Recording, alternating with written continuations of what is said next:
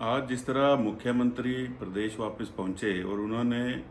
आते ही जो पत्रकार वार्ता की है, उससे लगता है कि सरकार न केवल स्वर्गीय श्री विमल नेगी के मामले पर बल्कि किसी भी मामले पर कभी भी गंभीर दिखाई ही नहीं देती है। 18 मार्च को इंक्वायरी जो है वो कॉन्स्टिट्यूट होती है, जो एसीएस होम है उनके द्वारा जो की जानी थी, और वो उसके बाद जो है वो 7 अप्रैल को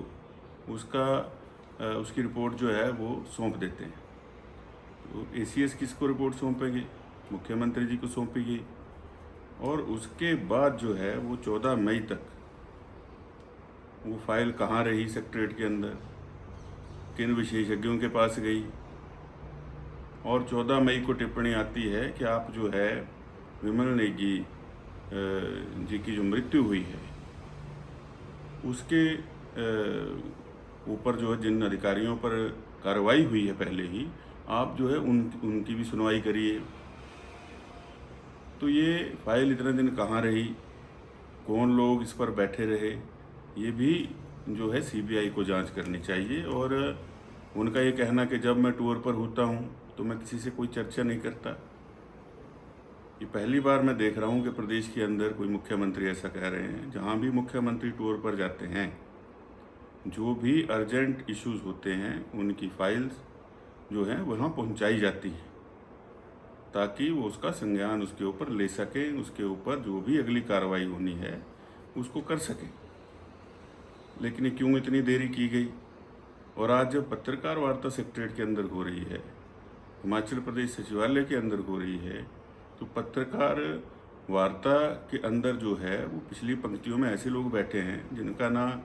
सेक्रेटरीट के अंदर कोई कार्यालय है, ना सरकार के साथ कोई काम है, ना वो अधिकारी हैं, ना चुने हुए प्रतिनिधि हैं। तो ये गंभीरता सरकार की ऐसे इश्यूज़ पर है। और एक बात मैं और कहना चाहूँगा कि जो इसमें जब आज पत्रकार वार्ता हो रही थी तो फिर राज्यसभा के चुनाव का जिक्र ले आए। अब आप कार्रवाई तो करवा रहे हैं और शिमला ज़िला में ही हो रही है, बालूगंज थाने में जो है वो उसमें कार्रवाई चल रही है। तो इतनी बड़ी पत्रकार वार्ता अपने ऑफिशियल कार्यालय के अंदर एसपी शिमला ने की, चीफ सेक्रेटरी से लेके जो है वो तत्कालीन रहे डिप्टी कमिश्नर,